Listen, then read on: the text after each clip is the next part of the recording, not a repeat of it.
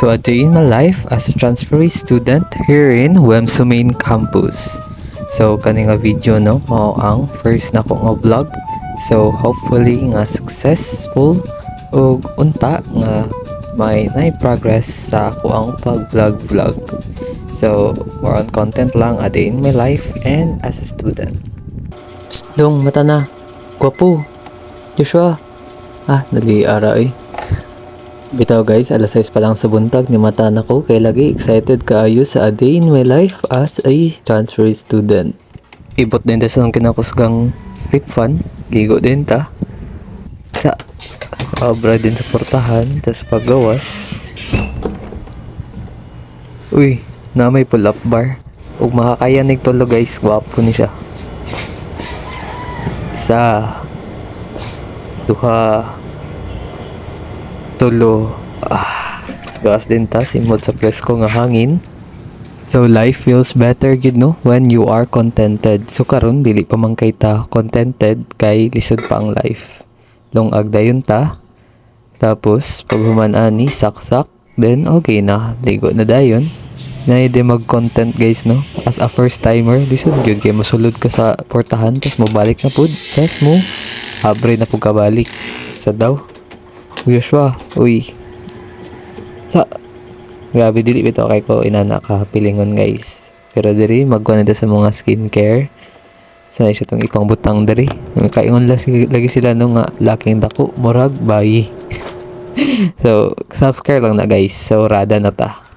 So hi my dear viewers. Just a quick introduction now about myself. I am Alinor Rabanes from Kauswagan, Mabuhay, Zamboanga, Sibugay. I'm 20 years old and also no, I'm starting this vlog. So inani ka awkward mag-vlog no kanang first time bitaw kay wala ka balon sa imong ingon. Pero laban lang kay makabalo ra ta katugayan. So just a quick recap now about my life. So nag first year and second year ko sa WEMSU SU Mabuhay and i-transfer ko this academic year lang and currently I'm third year college.